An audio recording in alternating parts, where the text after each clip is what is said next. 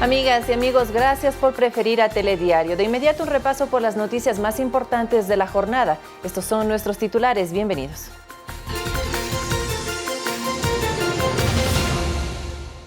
Listos los informes para primer debate de los proyectos económicos urgentes enviado por el Ejecutivo.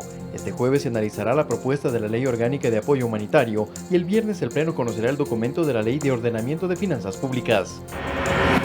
Expectativa entre los alcaldes del país por la reunión que mantendrán este miércoles con las autoridades del COE Nacional, donde se definirá la metodología del semáforo para aplicar en esta nueva etapa de distanciamiento social. Ecuador propone a la Organización de Estados Americanos crear una línea única para atención y coordinación de emergencias a nivel regional que permitirá articular acciones para enfrentar al COVID-19. A partir del 4 de mayo, se habilitará la facturación en línea como una de las operaciones para recuperar la economía de los negocios que han cerrado sus puertas durante la emergencia sanitaria. En lo internacional, la primera vacuna contra el COVID-19 de origen británico podría estar disponible en septiembre del 2020. Comenzamos. Los proyectos urgentes enviados por el Ejecutivo cuentan con informes de las comisiones legislativas para que los tramiten en el primer debate. Los asambleístas acordaron algunas modificaciones a los textos originales. Comencemos con la Ley de Ayuda Humanitaria, la cual está en manos de la Comisión de Desarrollo Económico. Sus integrantes aprobaron el informe para primer debate, asegurando que han modificado el texto original en un elevado porcentaje. Blindar el uso de esos recursos de esa cuenta, que sean exclusivamente para asistencia humanitaria e impulso de la economía. Precisamente se concentra en obtener más recursos para el tema de salud que se necesitarán por los próximos meses. Entre las variaciones principales están: la base para las contribuciones de los trabajadores será a partir de los $720 y no desde los 500 como planteó el Ejecutivo. Los únicos servidores públicos exentos de realizar estos aportes son los del sector salud. No se dio paso a la disposición transitoria para la reducción del 10% del sueldo en el sector público después de los 9 meses de contribución, así como tampoco a la disposición general que elimina el Fondo de Promoción Electoral 2021. El informe tuvo 8 votos a favor. Igual número de respaldos se logró en la Comisión de Régimen Económico, donde en cambio se discute la Ley para el Ordenamiento de Finanzas Públicas. De los 49 artículos que tiene este proyecto, no se logró consenso alguno en 7 de ellos. Por ejemplo, en aquel que plantea que las instituciones de seguridad social, IES, ISFA e ISPOL, sean parte del sector público no financiero. Y también aquella que busca eliminar el saldo límite de superación de la deuda pública del 40% con respecto al Producto Interno Bruto. Aspectos que pasaron tal cual para ser debatidos en el Pleno. En lo que yo he visto en el debate de las comisiones, se han logrado mejoras importantes a los proyectos de ley. El Legislativo agotará esta misma semana la primera instancia. Por ejemplo, la Ley de Finanzas Públicas será debatida este 1 de mayo. Un día antes, el jueves 30 de abril, la discusión plenaria será por la Ley Humanitaria. Alex Llanos, Medios Públicos.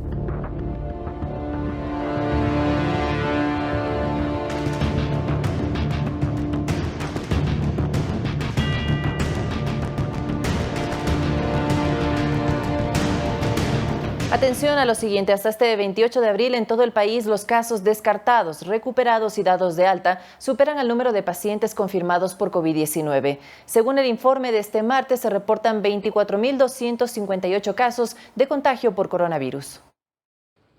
El balance de casos COVID-19 en Ecuador contiene los siguientes datos, de acuerdo al informe presentado por la ministra de Gobierno María Paula Romo, sobre la base de un total de 64.568 pruebas realizadas. De ese total tenemos confirmados 24.258 casos, descartados 26.703. Pacientes recuperados 1.189. Casos con alta hospitalaria, 1.643. Personas fallecidas de entre el universo de quienes dieron positivo a la prueba, 871 defunciones, más 1.212 fallecidos por sospecha de COVID. El viceministro de Gobernanza y Vigilancia de la Salud, Javier Solórzano, destacó que más allá del penoso reporte de ecuatorianos fallecidos, los casos de pacientes descartados, recuperados y dados de alta superan al total de casos confirmados. Eso es muy importante y tenemos 1.643 altas hospitalarias. Es decir, que ya vamos teniendo esperanza de que no solamente tenemos fallecimientos, sino que tenemos recuperados, tenemos gente que puede reinsertarse en su vida normal, en el trabajo, y eso es estimulante. En cuanto al manejo de datos de provincia, la Autoridad de Salud explicó el cambio de metodología de presentación de casos sobre la base de aplicación de pruebas rápidas o también de las llamadas PCR. Ha generado mucha duda de que bajaron los datos en la mayoría de las provincias. Pues quédense tranquilos porque los casos reportados por provincia son los casos reales y efectivos que tenemos en cada una de las provincias. O sea, son los diagnósticos definitivos del número de personas que hemos logrado identificar y hacer la prueba. Ojo, eso no quiere decir que no haya más personas contagiadas. La ministra de Gobierno anunció que este miércoles mantendrá una reunión virtual con los miembros de la Asociación de Municipalidades Ecuatorianas para despejar dudas respecto a la aplicación del semáforo cuando el país entre en la fase de distanciamiento el próximo 4 de mayo. La decisión no implica ni las medidas sanitarias, ni encargarse del orden público, ni encargarse de los hospitales. Todo esto lo ha hecho y lo va a seguir haciendo el gobierno. Los resultados y las conclusiones de esa cita se harán conocer en una cadena nacional de radio y televisión prevista para la tarde de este miércoles. Javier Ceballos, Medios Públicos. Desde el próximo 4 de mayo, el país cambiará de una etapa de aislamiento al distanciamiento social y con ello algunas ciudades con menos riesgo de propagación del coronavirus podrán volver a las actividades productivas. Sin embargo, se contemplan normas obligatorias para precautelar la salud de la población. Si bien el 4 de mayo iniciará la transición de la etapa de aislamiento a la de distanciamiento social en las ciudades con menos casos de COVID-19, donde se active el trabajo presencial, la ciudadanía deberá acatar de forma obligatoria normas de prevención para evitar un rebrote del coronavirus. En primer lugar, el lavado frecuente de manos, que debe ser lo más importante para no poder diseminar la infección. Lo segundo, evitar el contacto directo con las personas, manteniendo al menos una distancia de metro a metro y medio. El tercero es cubrirse boca y nariz con una cubierta de tela fuera de la cara y de esa manera evitar que al toser o al estornudar diseminar o pulverizar las gotitas de saliva. El distanciamiento social es un tema que preocupa debido al incumplimiento de ciertas personas que no han respetado las medidas restrictivas e incluso de forma irresponsable han generado aglomeraciones poniendo en riesgo la salud de la población. El tema de aglomeraciones. Hemos recibido 22.627 reportes, especialmente en las provincias de Pichincha, Guayas, Azuay, Cañar, Santo Domingo.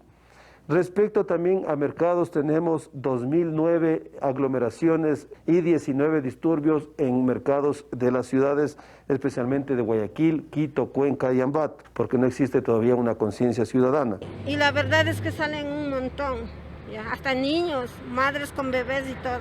No saben apreciar su vida. Sí, se ven un poco peligrosas porque la gente se puede aglomerar más en las calles. Se debe evitar el contacto directo.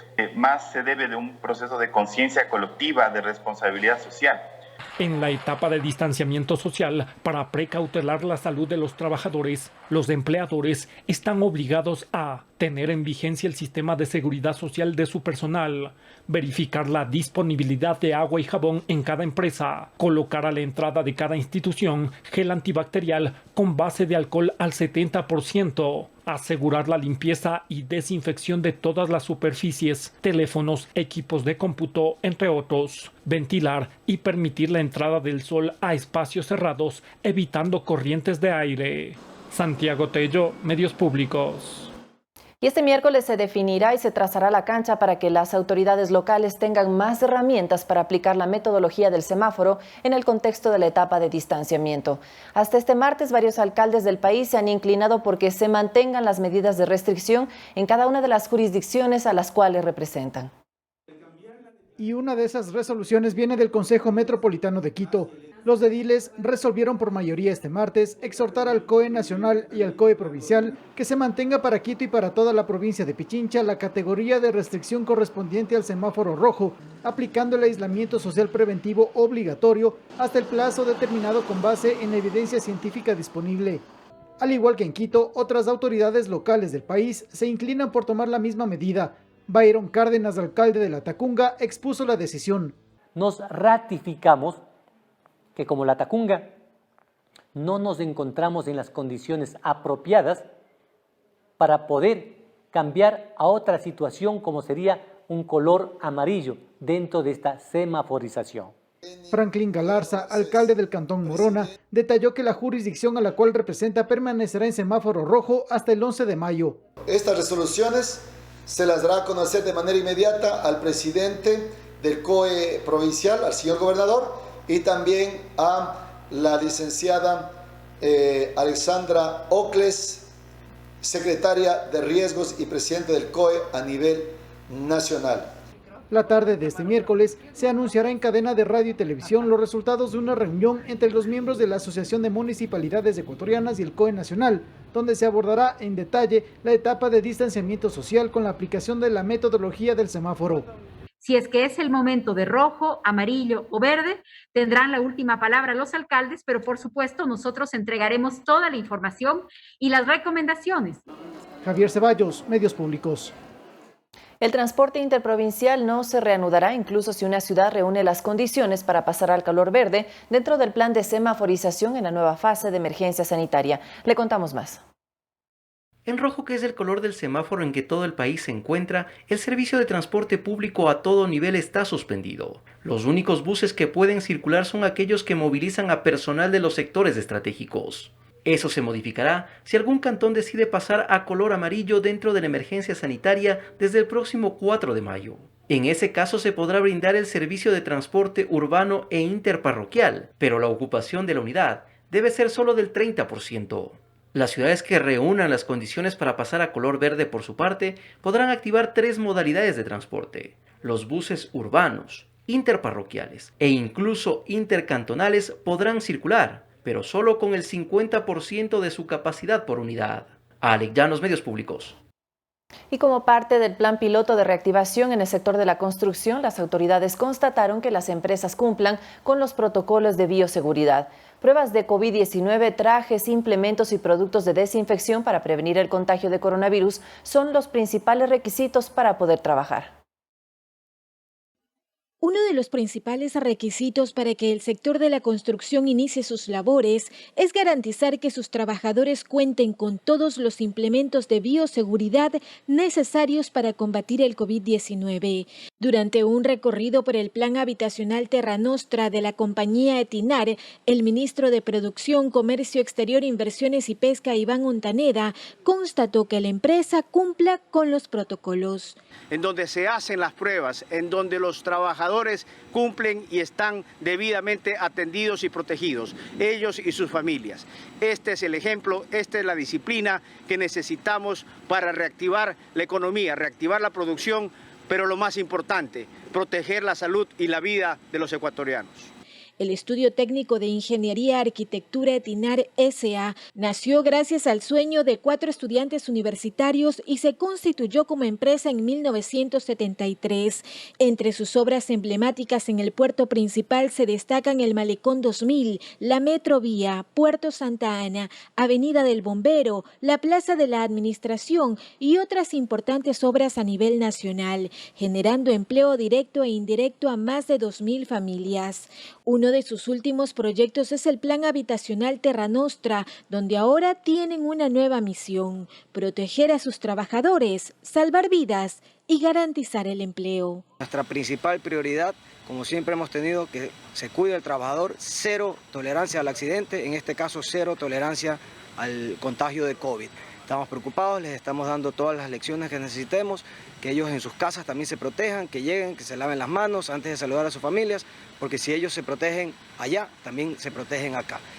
Protocolos COVID que además de la distribución de implementos de bioseguridad, se suman chequeos médicos, capacitación, alimentación y transporte a domicilio. Estos túneles de desinfección, baños para que se laven las manos con agua y jabón, hay depósitos de gel con alcohol en todos lados, se les da charlas donde se les recuerda que mantengan la distancia de 2 metros entre sí, que siempre lleven guantes, que siempre lleven los lentes visores, siempre usen el casco, por supuesto, porque estamos en una obra de construcción. Le hacemos pruebas de temperatura todos los días, 3 veces al día. Contratado un servicio de catering para garantizarnos también con el proveedor de alimentos que la comida no llegue contaminada. En esta primera instancia se seleccionarán 100 proyectos. Hasta el momento hay 71 aprobados a escala nacional, 48 del sector privado y 23 del público, representando cerca de 7.400 empleos. Mariuxi Buenaño, Medios Públicos. Desde el 4 de mayo, las 24 provincias del Ecuador pasamos de la fase de aislamiento al distanciamiento social. Atento, Ecuador. Esto no quiere decir que la emergencia sanitaria ha terminado. Por el contrario, asumimos un compromiso mucho más alto en la lucha contra el coronavirus. Además, la autoridad cantonal deberá analizar la situación en su jurisdicción, ver si las condiciones son favorables para retomar cierto tipo de actividades con las debidas precauciones y decidir el cambio de medidas. Recuerda, el mejor lugar para afrontar la pandemia sigue siendo tu casa y la mejor arma son tus manos limpias.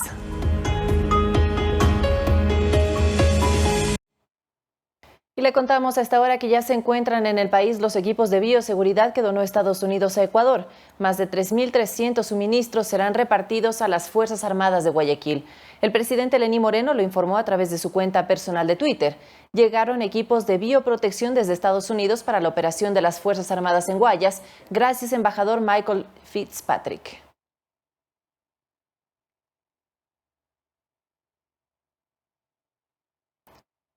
Y durante un recorrido por la parroquia General Bernaza en Salitre, provincia del Guayas, el vicepresidente de la República, Otto Sonnenhosner, el ministro de Agricultura, Javier Lazo, y el secretario general del Gabinete de la Presidencia, Juan Sebastián Roldán, visitaron a los agricultores de la zona.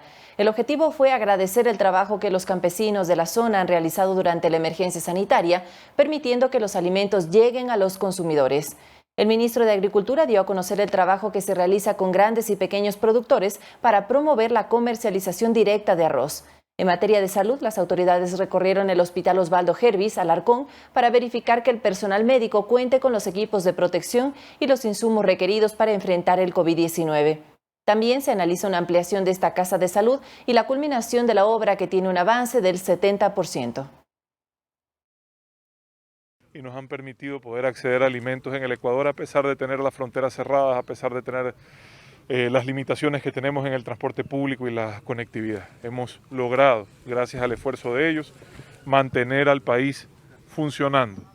Adicionalmente, en este caso estamos viendo la cosecha de una nueva variedad de Liniap que nos permite tener un cultivo de arroz más resistente a las enfermedades, más capaz de sobrevivir a la falta de agua y con mayor productividad. Yo sí quiero aprovechar la ocasión para hacer un llamado a todos los ecuatorianos a que comprendamos, tengamos claro que este es el momento para consumir lo nuestro, que este es el momento para darle una mano a nuestros productores. Hemos visto el trabajo duro de la gente del campo, de los campesinos, jugándose todos los días la vida para que nosotros, las personas de la ciudad, podamos comer, podamos alimentarnos. Y el ministro de Comercio Exterior, Iván Ontaneda, recibió la donación de la empresa Tony Corp de 6.000 productos destinados a la campaña Dar una mano sin dar la mano, que lleva kits de alimentos a las familias más necesitadas durante la emergencia sanitaria. La mañana de este martes, el ministro de Producción, Comercio Exterior, Inversiones y Pesca, Iván Ontaneda, recorrió las instalaciones de la empresa Tony Corp, que hizo la donación de 6.000 productos destinados a la campaña Dar una mano sin dar la mano. Gracias a nombre del país, a todo el consorcio, a todo el grupo de ustedes, y esperamos que este impulso que nos han dado, las donaciones, hoy estoy recibiendo una donación importante, la solidaridad, eso es lo que les he pedido, solidaridad de ustedes, de las empresas consolidadas, grandes, que también tienen su afectación, pero que ustedes funcionan con sus clientes y sus clientes hoy necesitan ayuda. Durante el recorrido por las instalaciones se verificó también que se cumplan con las medidas de bioseguridad para los trabajadores. Experiencias como las de ustedes servirán de mucho para decir a la gente cómo se puede operar, qué se necesita hacer y las buenas prácticas, porque esto nos cogió desprevenidos a todos. Todas las empresas tienen protocolos, pero realmente hemos tenido que modificar de acuerdo a las circunstancias. Entre los productos donados hay yogur, bebidas, entre otros, que se destinarán a las familias más necesitadas. Esto se suma a la entrega de 136.000 raciones alimenticias que el ministro Ontaneda realizó este lunes a miembros de la fuerza pública en reconocimiento a su esfuerzo en la primera línea durante la emergencia. Esto se dio gracias a la coordinación de esta cartera de Estado con McDonald's Ecuador. Luis Alfredo Zúñiga, Medios Públicos. Ecuador propuso a la Organización de Estados Americanos la creación de una línea única para atención y coordinación de emergencias a nivel regional, esto con el fin de implementar acciones para enfrentar el avance de la pandemia del COVID-19 en todo el continente. Crear un espacio común donde las autoridades de las Américas podrán intercambiar, compartir y consultar información a fin de establecer acciones para atender la emergencia sanitaria provocada por el coronavirus es la propuesta que realizó Ecuador a la Organización de Estados Americanos OEA, la cual ya fue aprobada. El 23 de abril lanzamos conjuntamente con Luis Almagro, el señor secretario general de la OEA, una comunidad virtual con el objetivo de que todos los países miembros alimenten esta comunidad virtual con todas las experiencias que nos sirvan, obviamente repetirlas en los diferentes países con la finalidad de atacar a esta pandemia. La propuesta del presidente ecuatoriano Lenín Moreno de generar una comunidad virtual para los sistemas de emergencia y seguridad de los Estados miembros de la OEA me parece una idea brillante. El hecho de generar coordinación. No es posible que los países de América Latina ni los del mundo tengan acciones individuales. La pandemia nos obliga a estar aliados. Otra propuesta que se hizo a la OEA fue la de crear un número único similar a la del EQ911 de Ecuador a nivel regional para la coordinación de emergencias en el continente. La aplicación y la homologación de protocolos y sobre todo que exista una única línea regional, es decir, un 911 regional, con la finalidad de que este modelo de gestión debe reproducirse. Para el analista internacional Jorge Mora, esta iniciativa es de suma importancia, teniendo en cuenta que en la región hay población vulnerable que vive en condiciones de extrema pobreza que requiere mayor atención en esta emergencia sanitaria provocada por el coronavirus en el continente. Trabajar con políticas conjuntas me parece una idea que podría dar una solución importantísima al control de la pandemia en el menor tiempo posible. La creación de esta línea de emergencia regional aún está en revisión en la Organización de Estados Americanos. Santiago Tello, Medios Públicos. En las inmediaciones del Estadio del Aucas, en el sur de Quito, se realizó una feria sanitaria saludable que impulsa el comercio justo en medio de controles de bioseguridad. Cerca de una centena de comerciantes de diferentes mercados y asociaciones ofrecieron productos de primera necesidad. Es la Feria Libre Tipo, como un piloto para establecer nuevas formas de interacción en una feria. Esta funcionó entre las 7 y 12 del día y se procuró que el comercio se cumpla en un lugar controlado y con las medidas sanitarias adecuadas. Antes del ingreso, los usuarios respetaron la distancia social con una señalización para el efecto. Se les tomó la temperatura y debieron atravesar por un túnel de desinfección. Luego, debieron caminar por las vías unidireccionales para marcar un orden y al mismo tiempo se respetó el aforo mínimo para evitar aglomeraciones. A las personas no se les permitió tocar los productos mientras realizaban las compras. Tampoco se permitió el ingreso de adultos mayores, niños o mujeres embarazadas. Como una buena alternativa, más que nada porque se mantiene el control, tanto el ingreso, se mantiene el control aquí, se mantiene el control de los precios, entonces sí le veo muy bueno. Son camotillitos que son de buena calidad. Y los comerciantes, también con los cuidados de bioseguridad, paulatinamente se acoplan a esta nueva forma de manejar el comercio. También estamos con más cuidado, más que antes ahora con esta epidemia, entonces tenemos que cuidarnos de unos a otros y gracias también al municipio que él ha implementado estas cosas, de este medio de seguridad, tanto para nosotros como también para nuestros visitantes que vienen acá. Una iniciativa que será replicada en otros sectores de la capital. Se tiene planificado implementar una feria con las mismas características de organización y de medidas de seguridad en la Ofelia, el norte de la ciudad, en los siguientes días. Y mientras se incorpora en la actitud de las personas estas nuevas formas de interactuar, la mayoría de mercados de gran importancia en la capital permanecerán cerrados. Eduardo Córdoba, Medios Públicos. María Emilia Alejandro también está a la espera de ayuda para enfrentar la complicada situación económica que le dejan los días de confinamiento. De ella depende también su hija con discapacidad.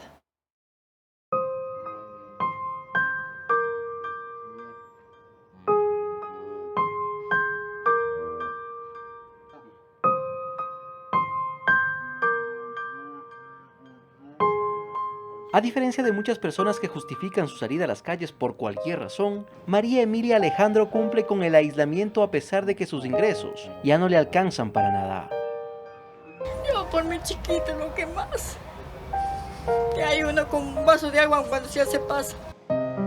Su bazar, que por años le ayudó a sustentarse, está casi vacío e igual debe permanecer cerrado. La pensión que recibe como jubilada únicamente es utilizada para las medicinas de su chiquita, que es como ella llama a su hija de 41 años, con discapacidad. Así es, él me tiene caminando, pues ya con dolor, pero aquí estoy. Pero ya ni eso le permite estar tranquila. La salud de su hija continúa deteriorándose, pues no ha podido movilizarla para que reciba su terapia de electrochoque. Ya no puede pararse, no puede comer sola ella. ¿Qué se puede hacer? Por ahora la única ayuda que recibe es la de su amiga de siempre, quien a diario viene para levantar a la hija de María Emilia, quien no puede sostenerse en pie. Que viene a darme la mano, porque no avanzo. Aquí hasta mediodía y de ahí ya me voy a mi casa. Allá en mi casa, por ahora, como están con esto de la mascarilla, por ahí me pongo también a ayudar a coser. A sus 75 años de edad, doña María Emilia solo quiere recargar fuerzas, pues sabe que su niña solo tiene a ella en esta vida. Alex Llanos, Medios Públicos. Esto mientras que la historia de Luis Abelardo Campos no pasó desapercibida. Varias instituciones y personas naturales han realizado aportes para ayudar a nuestro zapatero de 87 años. Este martes, por ejemplo, funcionarios del Ministerio de Inclusión Económica y Social fueron a su domicilio para llevarle alimentos y también para determinar el mecanismo de apoyo permanente que él requiere como persona de la tercera edad. Y continuamos gracias a la solidaridad de la gente que a través de la campaña Dar una mano sin dar la mano siguen donando, siguen llegando las ayudas y sobre todo sigue llegando la esperanza a la mesa de los ecuatorianos, que eso es lo fundamental, eso es lo importante en este momento, seguir con esta solidaridad, continuar día tras día durante esta cuarentena. Y antes de realizar nuestra primera pausa, compartimos con ustedes un tema inédito escrito por Santiago Ibujés y David Peñarrera, oriundos de la provincia del Carchi, llamado Mi Ecuador del Alma. Música positiva para levantar el ánimo en estos momentos. Veamos. Mi país es el que tengo aquí, tan unido y fuerte en una sola oración. Tu corona no nos vencerás, derrotado y débil muy seguro caerás. Y los héroes de blanco y azul a los que Dios les bendecirá y serán la fuerza que permitirá sanar. Yo quiero cantarte, mi Ecuador del alma, y quiero que nunca nos dejaras de abrazar con todo tu encanto lleno de esperanza, de apretarnos fuerte y nunca dejarnos de amar. Y aunque el mal se ha dado y hoy nos tenga que asustar, mi Ecuador del alma te levantarás.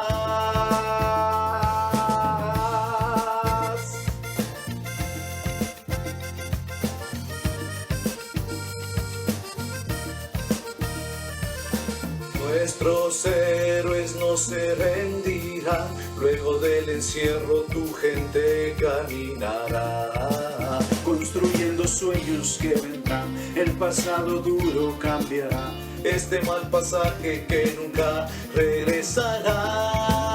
Yo quiero cantarte, mi Ecuador del alma, y quiero que nunca nos dejaras de abrazar con todo tu encanto lleno de esperanzas, de apretarnos fuerte y nunca dejarnos de amar. Y aunque el mal se ha dado y hoy nos tenga que asustar, mi Ecuador del alma te levantará. Yo quiero cantarte mi Ecuador del alma y quiero que nunca nos dejaras de abrazar con todo tu encanto lleno de esperanza.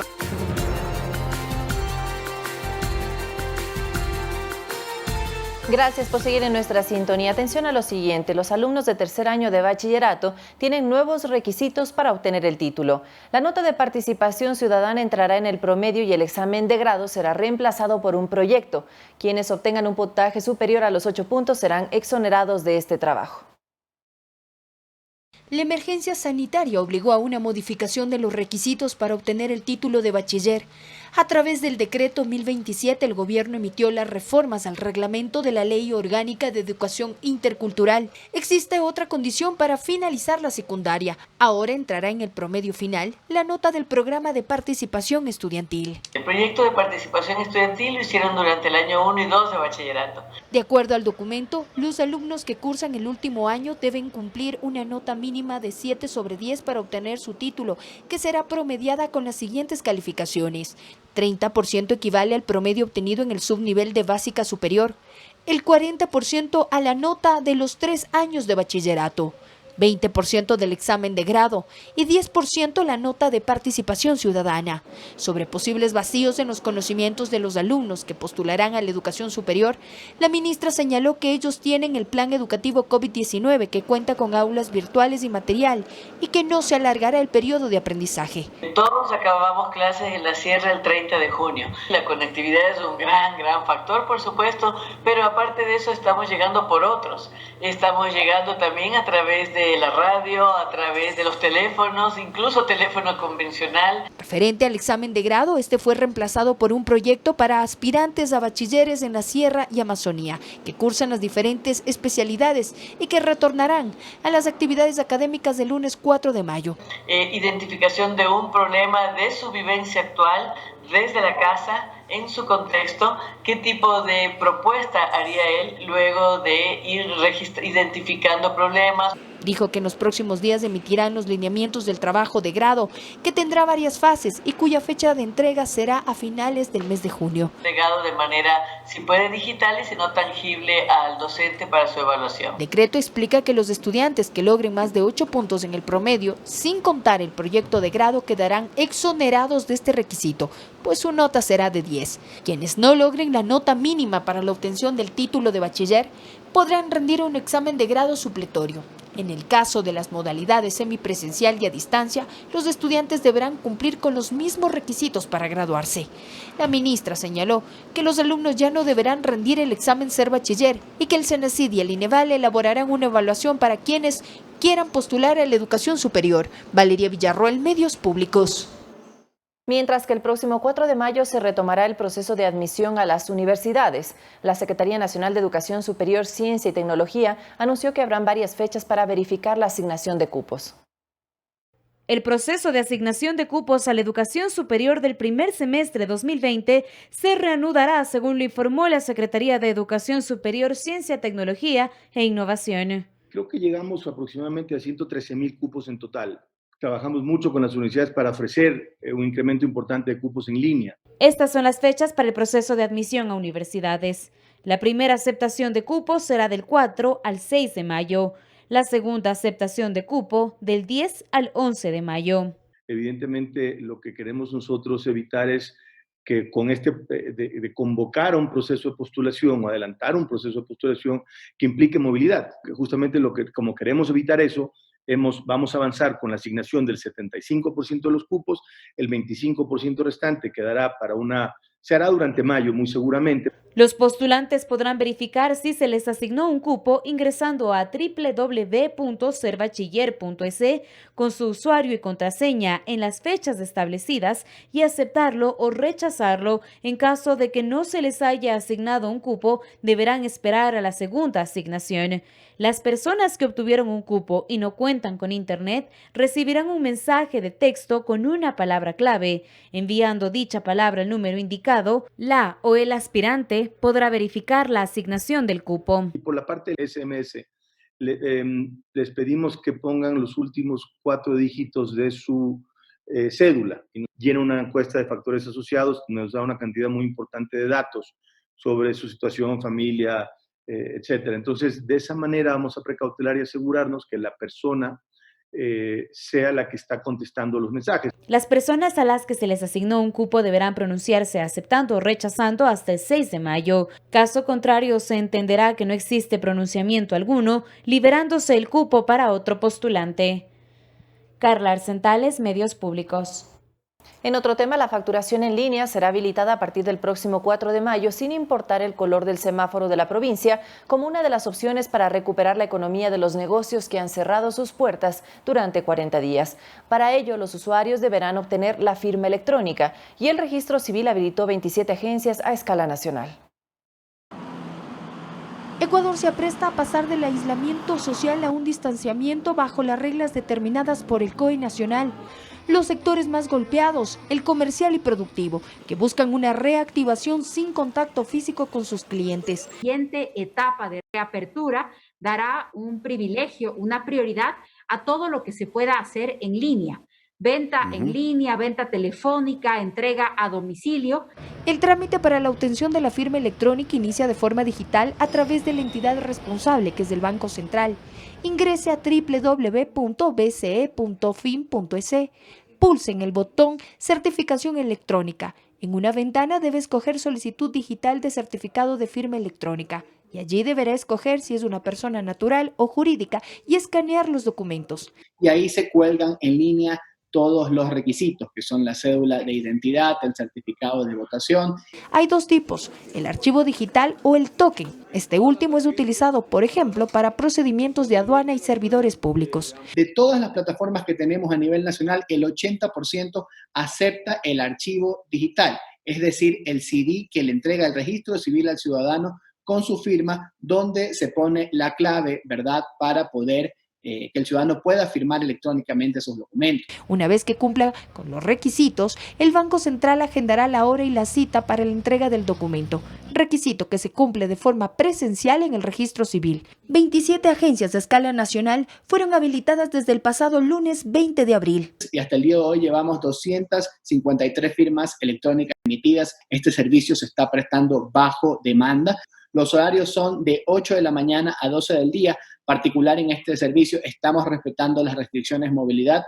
El requiriente deberá presentar la cédula de identidad o el pasaporte. La tarifa por la emisión del certificado digital de firma electrónica en token es de $50.88 y en archivo digital de $30.24. Que los ecuatorianos nos acostumbremos ya a poder firmar electrónicamente nuestros documentos, además de que tengan la certeza de que un documento firmado electrónicamente tiene toda la validez legal del caso. La firma electrónica es el equivalente electrónico de la firma manuscrita. Garantiza la autenticidad, la integridad y evita la falsificación de los documentos. Valeria Villarroel, Medios Públicos.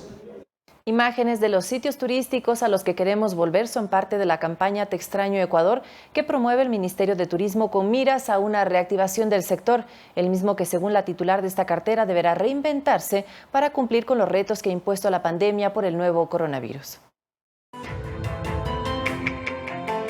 Te extraño Ecuador es la iniciativa del Ministerio de Turismo que recopila las postales enviadas por ciudadanos de aquellos lugares especiales a los que quisieran volver.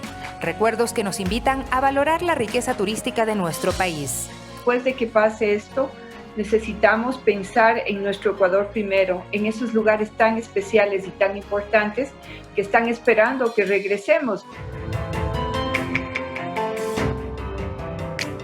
Según la ministra Rosy Prado de Holguín, esta es la siguiente fase de la campaña Descubre Ecuador desde casa. Es un producto que sale de la unión, del trabajo en conjunto que estamos haciendo con todo el sector privado y sobre todo con los GATS y la gente de las provincias que está tan lista y esperando que los turistas regresen a sus lugares especiales. Y pensando en la reactivación y recuperación de uno de los sectores más afectados por la emergencia sanitaria, se están preparando ya protocolos biosanitarios. De momento están listos para restaurantes y alojamiento. Los restaurantes que han sabido reinventarse, que han sabido utilizar el servicio a domicilio y que ahora con los horarios que se están ampliando podemos agrandar un poco la cobertura que tienen. Porque tengo que decir. El reto es reinventarse y el sector artístico, que es parte de la cadena de valor del turismo, así lo ha hecho.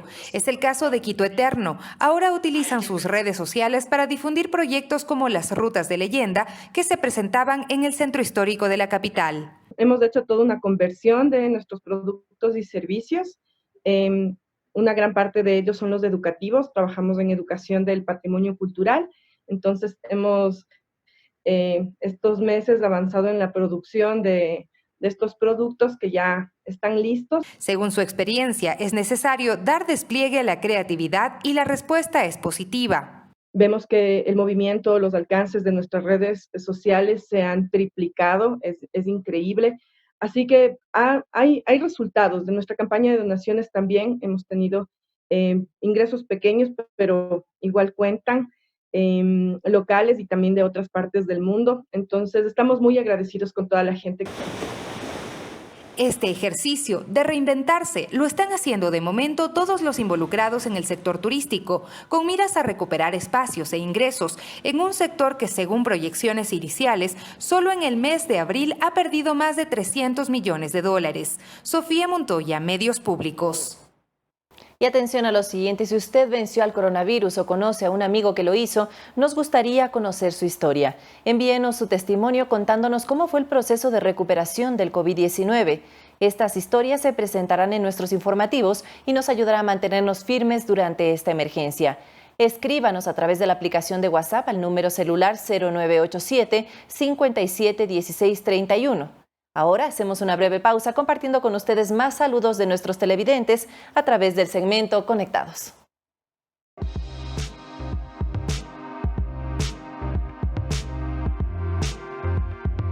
En esta cuarentena, por ti, tu familia, quédate en casa. A los doctores, enfermeras, Ecuador les agradece. Quédate en casa y cuida a tu familia. Y que no mire decir coronavirus. Quédate en casa. Quédate en casa. Pronto saliremos de la pandemia, ¡sí! ¡Sí!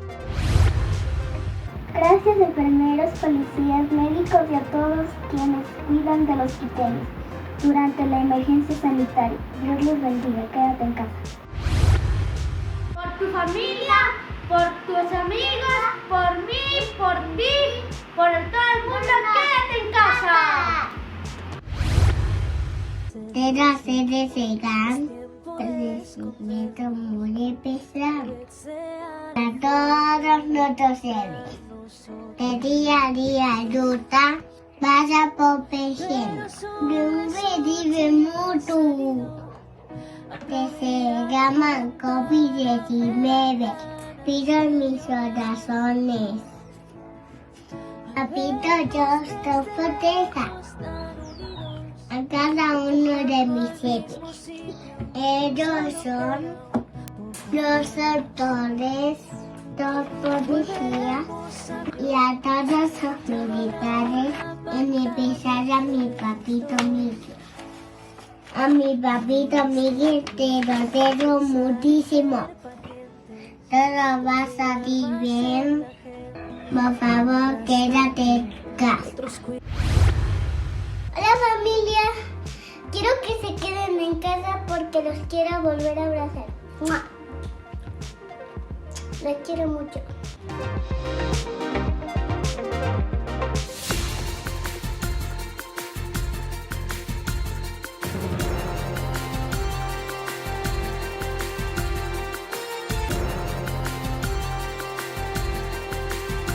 Tenemos más información para compartir con ustedes. Le contamos que organizaciones feministas indican que la violencia de género es una situación que afecta a muchas mujeres en época de pandemia.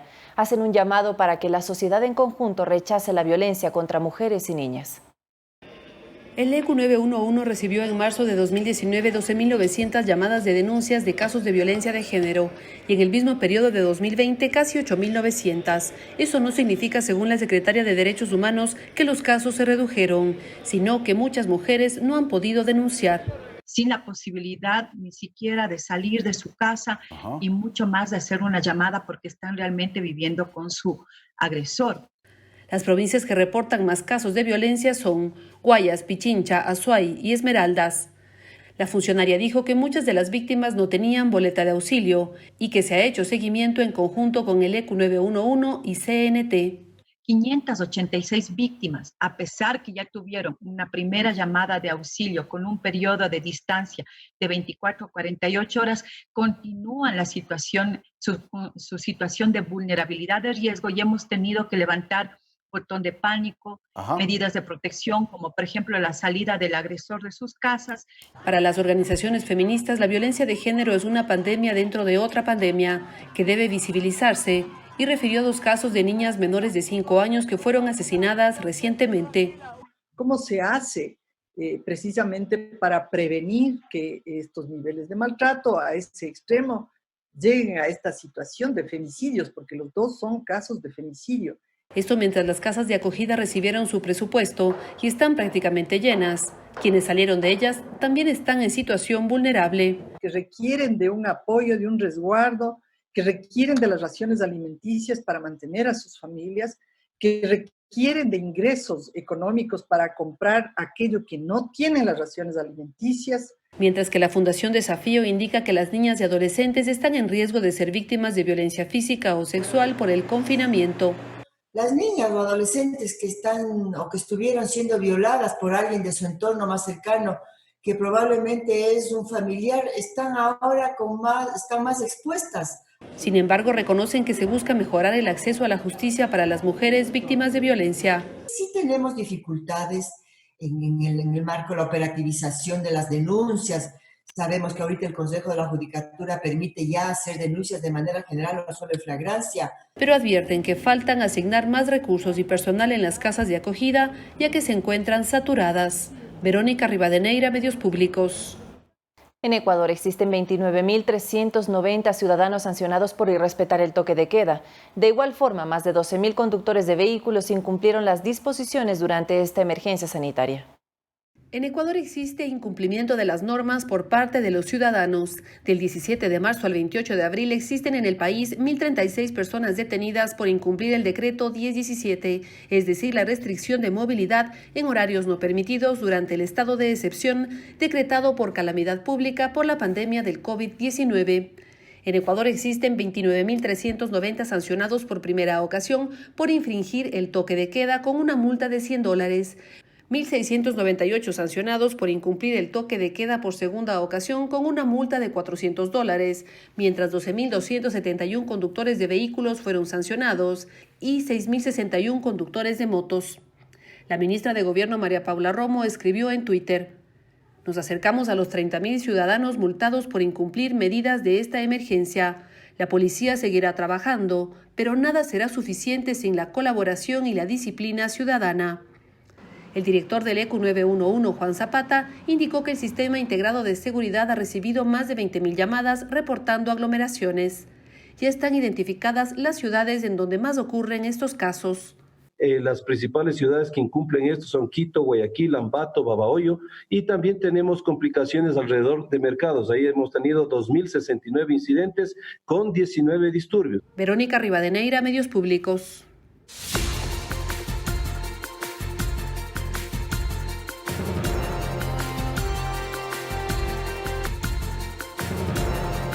Noticias del mundo. En España, el presidente Pedro Sánchez anunció un plan gradual y asimétrico para el fin del confinamiento en ese país. El proyecto consta de 3 fases que se esperan superar en un máximo de 8 semanas. El gobierno español pretende finalizar el confinamiento y volver a la normalidad a finales de julio de 2020. El mandatario Pedro Sánchez anunció este martes que pedirá al Parlamento una prórroga del estado de alarma y, a la par, explicó un plan de 3 fases que se llevará a cabo en todo el territorio español de manera sectorizada. En la fase 1 se permitirá el inicio parcial del pequeño comercio bajo estrictas medidas de seguridad, además de abrir hoteles y alojamientos turísticos excluyendo las zonas comunes, y en el transporte público el uso de mascarilla estará altamente recomendado. Los grandes centros comerciales, sin embargo, permanecerán cerrados. Luego, en la fase 2, se reanudará el servicio de mesas en restaurantes.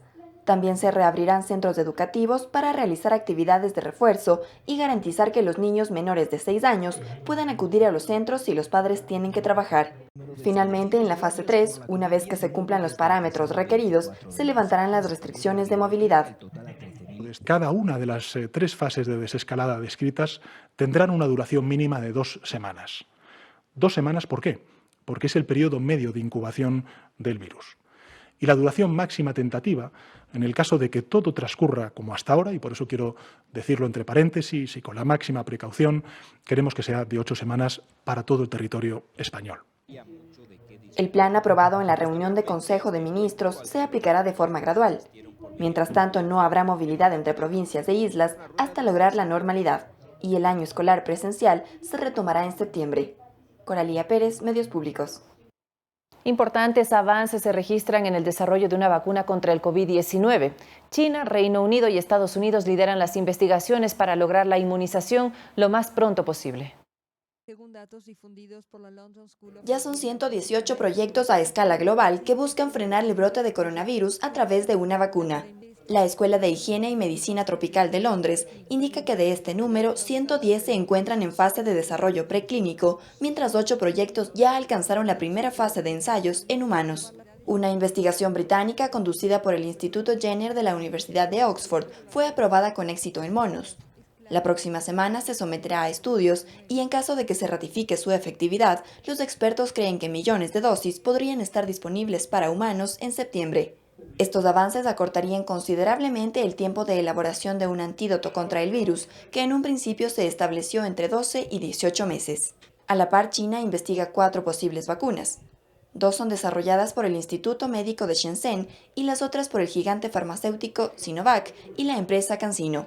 Aunque también existen importantes estudios dirigidos por el Instituto de Productos Biológicos de Pekín y el Instituto de Virología de Wuhan.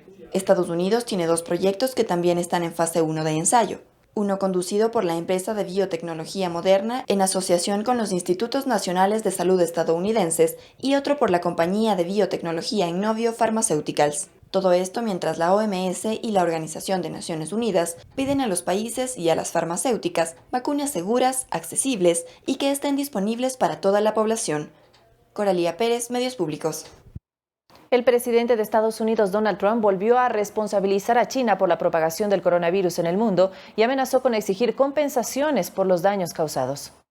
El principal de la Casa Blanca, Donald Trump, acusó nuevamente a China por el mal manejo de la pandemia. Hay muchas maneras en que podemos responsabilizarlos. Estamos haciendo investigaciones muy serias y no estamos contentos con China. No estamos contentos con toda la situación porque creemos que podría haberse detenido en la fuente. Podría haberse detenido rápidamente y no se habría extendido por todo el mundo. Y creemos que eso no debería haber sucedido. Entonces le haremos saber en el momento apropiado. Pero estamos haciendo investigaciones serias. Estas declaraciones fueron cuestionadas por el portavoz del Ministerio de Relaciones Exteriores de China con relación a la propagación de la gripe AH1N1 y el SIDA. ¿Por qué algunas fuerzas estadounidenses siempre buscan maneras de desacreditar a China mediante la situación de la pandemia? Creo que la respuesta es evidente. Estados Unidos sigue diciendo que China está diseminando información falsa. No podemos evitar preguntarnos quién es el que de hecho está propagando información falsa. Nos oponemos firmemente a que algunas personas en Estados Unidos fuercen a China a ser parte de la política electoral del país, usando al país para obtener votos.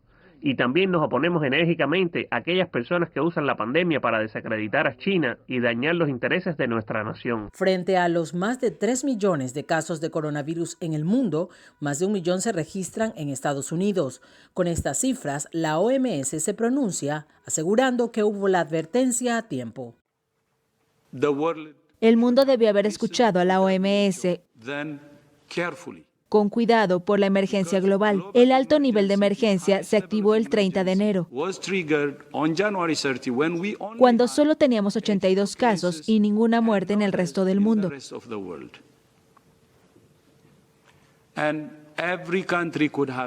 Y cada país podría haber activado todas las medidas de salud públicas posibles. Trump aseguró que países como Alemania seguirán sus pasos y preparan pedir una indemnización similar.